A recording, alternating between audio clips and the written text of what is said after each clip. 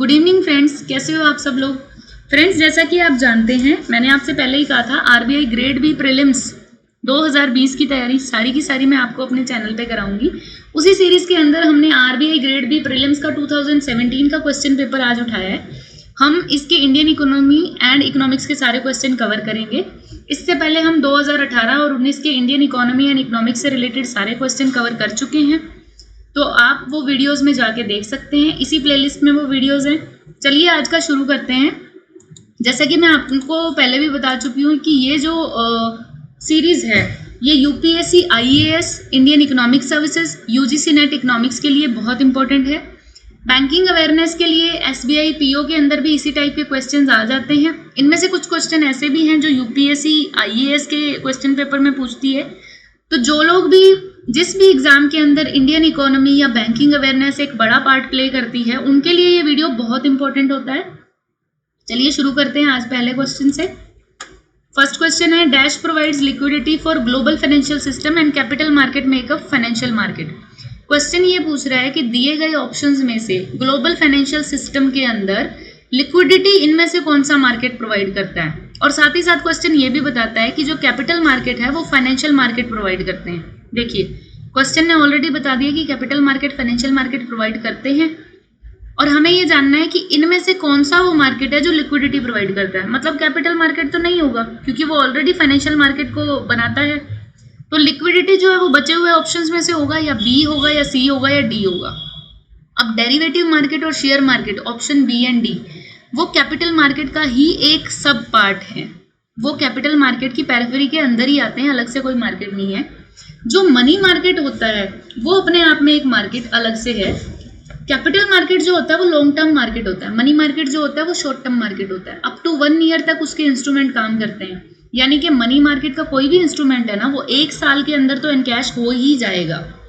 यानी कि liquidity term हम किस चीज के लिए यूज करते हैं? उस पैसे के लिए जिसको जल्दी से जल्दी एनकैश करके किसी भी दूसरी फॉर्म में यूज किया जा सके। जो लिक्विडिटी होती है वो कैश की सबसे ज्यादा होती है। अगर हमारे हाथ में पैसे हैं ना तो हम कुछ भी खरीद सकते हैं। हमारे हाथ में एटीएम है, क्रेडिट कार्ड है, तो हम 2 से 3 घंटे के अंदर कुछ भी खरीद सकते हैं। 2 से 3 घंटे के अंदर पेमेंट हो जाएगी। उसी तरह से चेक है जो लगभग 1 से लेके 3 दिन का टाइम लेता है एनकैश होने में। जैसे जैसे मैंने बताया ना, उनकी लिक्विडिटी कम होती जा रही है। तो यहाँ पे क्वेश्चन ये पूछ रहा है कि लिक्विडिटी जो होती है ग्लोबल फाइनेंशियल सिस्टम को, वो कौन सा मार्केट प्रोवाइड करता है? यानी कि मनी मार्केट प्रोवाइड करता है। मनी मार्केट के इंस्ट्रूमेंट्स जो होते हैं ना, वो जल्दी से जल्दी लिक्विड हो सकते हैं। कैपिटल मार्केट के इंस्ट्रूमेंट होते हैं शेयर्स, डेरिवेटिव, स्टॉक, ये सारे जो इंस्ट्रूमेंट होते हैं ना, ये लॉन्ग टर्म सिक्योरिटी होती है। आपने किसी कंपनी के शेयर ले लिए, मान लो 50% शेयर आपके हैं। भले ही उस कंपनी के 50% शेयर आपके हैं, लेकिन आपको उस शेयर के बदले में पैसे नहीं मिलेंगे। क्यों नहीं मिलेंगे? क्योंकि आप उस कंपनी के प्रॉफिट एंड लॉस का शेयर होल्डर बन चुके हो। ठीक है, यानी कि आप उसको पैसे में कन्वर्ट नहीं करा सकते। अगर प्रॉफिट हुआ तो आपको वो प्रॉफिट का पार्ट मिलेगा। सो कैपिटल मार्केट के जो इंस्ट्रूमेंट होते हैं वो लिक्विफाई हो, ऐसी जरूरी नहीं है। कभी लिक्विफाई हो भी सकते हैं, नहीं भी हो सकते। यानी कि वो लिक्विडिटी दे भी सकते हैं, नहीं भी दे सकते। ज्यादातर कैपिटल मार्केट के इंस्ट्रूमेंट जो होते हैं वो लॉन्ग टर्म इंस्ट्रूमेंट होते हैं, वो लिक्विडिटी नहीं देते। तो money market is the right answer. Money market के बारे में थोड़ा और जान लेते हैं कि global financial system and capital market make up financial market. Money market instrument usually operate for 1 year, whereas capital market instrument operate for longer time. जैसा कि मैंने आपको पहले ही बता दिया कि मनी मार्केट के इंस्ट्रूमेंट जो होते हैं वो विद इन 1 ईयर ऑपरेट होते हैं। यानी कि वो सारे इंस्ट्रूमेंट किसी भी कैपिटल मार्केट इंस्ट्रूमेंट से ज्यादा लिक्विडिटी प्रदान करते हैं। चलिए मनी मार्केट के बारे में थोड़ा सा और जान लेते हैं, क्योंकि ये क्वेश्चन यूपीएससी के अंदर भी आया हुआ है। यूपीएससी से मेरा मतलब आईएएस, उनके प्रीलिम्स में भी एक क्वेश्चन आया था 2019 में, प्रोमिसरी नोट से रिलेटेड था। उसमें भी मनी मार्केट के इंस्ट्रूमेंट पूछे गए थे। तो चलो आरबीआई पे वापस आते हैं। मनी मार्केट इंस्ट्रूमेंट्स आपकी स्क्रीन पे हैं। कमर्शियल पेपर जिसको सीपी भी बोलते हैं, सर्टिफिकेट ऑफ डिपॉजिट जिसको सीडी बोलते हैं, ट्रेजरी बिल्स जो गवर्नमेंट के थ्रू हम खरीदते हैं, bankers acceptance, promissory note and repurchase agreement. ये 6 जो मनी मार्केट इंस्ट्रूमेंट है ये आपके टिप्स पे हमेशा होने चाहिए अगर आप आरबीआई ग्रेड बी क्वालिफाई करना चाहते हो। प्री मेंस इंटरव्यू में किसी भी टाइम ये पूछे जा सकते हैं। किसी भी बैंकिंग एग्जाम के प्री मेंस इंटरव्यू में ये क्वेश्चन डेफिनेटली पूछा जा सकता है। अगर यूपीएससी आईएएस ये क्वेश्चन पूछ सकता है तो कोई भी बैंकिंग कंपनी या बैंकिंग जो भी आईबीपीएस है वो भी ये क्वेश्चन पूछ सकता है। ये क्वेश्चन बहुत इंपॉर्टेंट है, mark it as very important. अगला क्वेश्चन है, this is also very important for UPSC also. The external commercial borrowing guidelines and policies are regulated and monitored by RBI along with dash. तो उसने question ये पूछा है कि external commercial borrowing की जो गाइडलाइन और पॉलिसी होती है वो आरबीआई के द्वारा देखी जाती हैं, लेकिन इनमें से ऐसा कौन सा डिपार्टमेंट है जो आरबीआई के साथ एक्सटर्नल कमर्शियल बोरोइंग की गाइडलाइन और पॉलिसी को रेगुलेट करता है। मतलब आरबीआई के अलावा एक और डिपार्टमेंट है जो एक्सटर्नल कमर्शियल बोरोइंग, पहले तो देखते हैं एक्सटर्नल कमर्शियल बोरोइंग होती क्या है। एक्सटर्नल कमर्शियल बोरोइंग का मतलब ये होता है कि आप इंडिया के बाहर, अपने देश के बाहर किसी गवर्नमेंट से या किसी कंपनी से जब पैसा उधार लेते हो ना, इंटरेस्ट रेट के ऊपर या किसी और चीज तरीके से आपने कोई सिक्योरिटी रख दी या कुछ भी कोई एग्रीमेंट बना लिया, तो उसको एक्सटर्नल कमर्शियल बोरोइंग कहते हैं। तो क्वेश्चन ये पूछ रहा है कि आरबीआई तो एक्सटर्नल कमर्शियल बोरोइंग की गाइडलाइन और पॉलिसी रेगुलेट करता ही करता है, बट आरबीआई के साथ एक और डिपार्टमेंट करता है, वो इनमें से कौन सा है?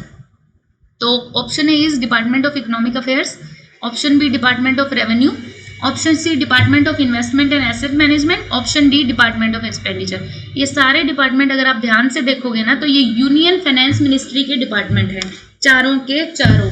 दे all belongs to union finance ministry. तो अब हम आगे देख लेते हैं इनमें से कौन सा आंसर जो है वो सबसे क्लोज है, वही हम टिक करेंगे। सो आंसर सी इज, इसका ऑप्शन का आंसर है सी। सी नहीं, इसका आंसर ए है actually. Department of economic affairs जो है that is the right answer. External commercial borrowing guidelines and policy are regulated and monitored by reserve bank along with department of economic affairs. तो department of economic affairs जो है वो nodal agency है union government की। Union government की finance ministry के under ये department of economic affairs आता है to formulate and monitor country's economic policy and programs. मतलब डिपार्टमेंट ऑफ इकोनॉमिक अफेयर्स जो है वो इंडिया की इकोनॉमिक पॉलिसी एंड प्रोग्राम को फॉर्मुलेट करता है, कैसे इकोनॉमिक पॉलिसी बनाई जाएगी। उसके नाम से ही क्लियर होता है कि डिपार्टमेंट ऑफ इकोनॉमिक अफेयर्स है तो इंडिया की इकोनॉमिक पॉलिसी एंड प्रोग्राम्स को मैनेज करता होगा, जो इंडिया की डोमेस्टिक यानी कि इंडिया के अंदर और इंटरनेशनल एस्पेक्ट पे इंडिया को प्रभावित कर सकता है। इसके आगे देख लेते हैं, बाकी के डिपार्टमेंट्स में भी थोड़ा सा जान लेते हैं ताकि कल को कोई क्वेश्चन आए तो हमें पता हो कि इनमें से कौन सा डिपार्टमेंट जो है वो फाइनेंस मिनिस्ट्री के अंडर आता है। फाइनेंस मिनिस्ट्री का थोड़ा सा मैं आपको इंट्रो दे रही हूँ। Principal responsibility of this department, यानी कि डिपार्टमेंट ऑफ इकोनॉमिक अफेयर्स की प्रिंसिपल रिस्पॉन्सिबिलिटी क्या है, सबसे इंपॉर्टेंट रिस्पॉन्सिबिलिटी क्या है? Preparation and presentation of union budget. जो बजट आता है ना 1 फरवरी को, हम लोग यूनियन बजट देखते हैं। हमारी फाइनेंस मिनिस्टर निर्मला सीतारमण जी जो पिछले 2-3 सालों से बजट दे रही हैं, उसको प्रिपेयर करना और प्रेजेंट करने का काम जो होता है वो डिपार्टमेंट ऑफ इकोनॉमिक अफेयर्स का होता है। ठीक है, और ये बजट देती है, ना सिर्फ इंडिया का बजट देती है बल्कि उन स्टेट गवर्नमेंट का बजट भी देती है जो प्रेसिडेंट्स रूल के अंडर होते हैं। जैसे जम्मू एंड कश्मीर काफी लंबे टाइम तक प्रेसिडेंट रूल के अंदर रहा ना। प्रेसिडेंट रूल का मतलब होता है कि वहाँ पे राज्यपाल, वहाँ पे मुख्यमंत्री जो होता है वो नहीं होता है, विधानसभा नहीं होती है, वहाँ पे केवल एक राज्यपाल होता है जो उसे देखता है, उसका रूल एंड गवर्नेंस देखता है। इसके अलावा यूनियन टेरिटरीज का जो बजट होता है वो भी डिपार्टमेंट ऑफ इकोनॉमिक अफेयर्स जो है वो बनाता है। ठीक है, सो डिपार्टमेंट फाइनेंस मिनिस्ट्री के 5 डिपार्टमेंट है। पहला तो डिपार्टमेंट ऑफ इकोनॉमिक अफेयर्स जिसके बारे में हमने इतना सारा पढ़ लिया। उसके अलावा department of expenditure, department of revenue, department of financial services, department of investment and public asset management. ये 4 मैनेजमेंट भी है जो इंडिया के finance ministry, union finance ministry के अंडर आते हैं। आपकी जानकारी के लिए बताया गया है क्योंकि इनमें से कोई भी ऑप्शन अगर किसी दूसरे क्वेश्चन में आ जाए तो आपको आइडिया हो कि ये फाइनेंस मिनिस्ट्री से रिलेटेड है। नेक्स्ट क्वेश्चन है, reserve bank of India has recently permitted banks to open banking outlet in Tier 1 to Tier 6 centre. तो Tier 1 to Tier 6 क्या होता है ये मैं आपको इसी क्वेश्चन के आंसर में समझाने वाली हूँ। Without having the need to take RBI permission. तो आरबीआई ने Tier 1 से लेके Tier 6 सेंटर खोलने की परमिशन दे दी है। उसने ये बोला कि कोई भी जो बैंक है ना वो Tier 1 से लेके Tier 6 सेंटर खोल सकता है, मेरी बार बार परमिशन लेने की जरूरत है मैं नहीं है, मैं बार बार एक ही बार में आपको परमिशन दे रहा हूँ। So rationalisation is not applicable to. Question ये पूछ रहा है कि आरबीआई ने ऑलरेडी एक परमिशन दे दी है इन सारे बैंक्स को कि आप टीयर 1 से टीयर 6 सेंटर जो है ना कहीं भी खोल सकते हो मेरी परमिशन लिए बिना, बार बार मेरी परमिशन मत लो, एक ही बार में मैं परमिशन दे रहा हूँ। लेकिन ये किसको एप्लीकेबल नहीं है, यानी कि 5 में से 4 टाइप के बैंक्स को ये परमिशन है, एक टाइप का बैंक ऐसा है जिसको ये परमिशन नहीं है। तो इसका आंसर क्या है? सो मैं आपको बता दूं, पहले देख लेते हैं टीयर 1 टू टीयर 6 एग्जैक्टली होता क्या है।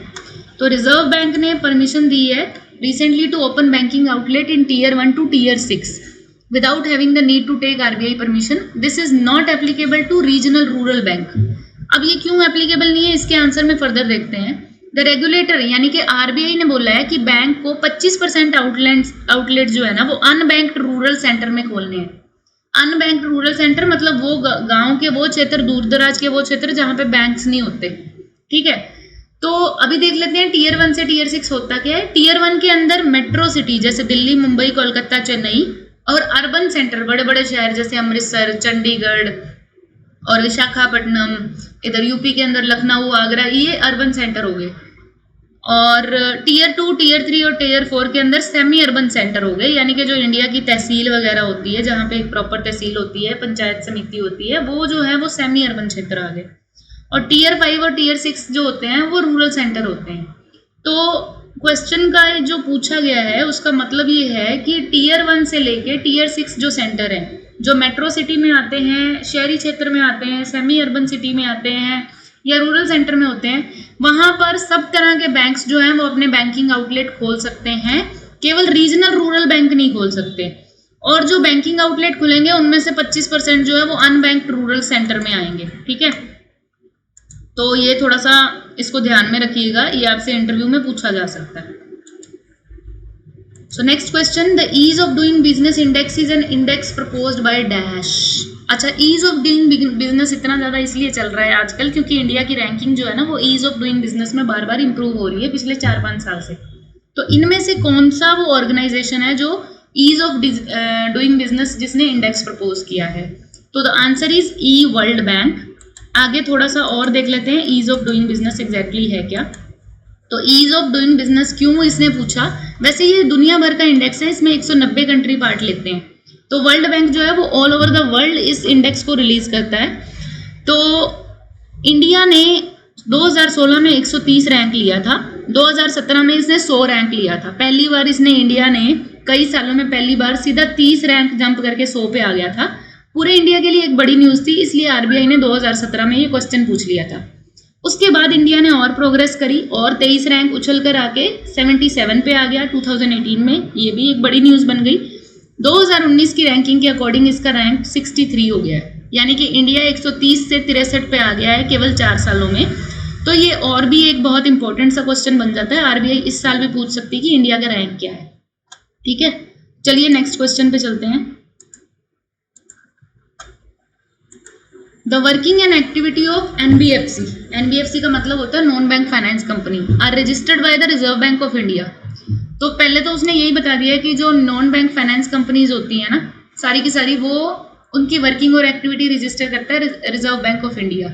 लेकिन किसके under, with in the framework of, उसने 4-5 एक्ट दे दिए। हमें ये बताना है कि जो इनमें से कौन सा ऐसा एक्ट है जिसके अंडर आरबीआई एनबीएफसी को देखता है।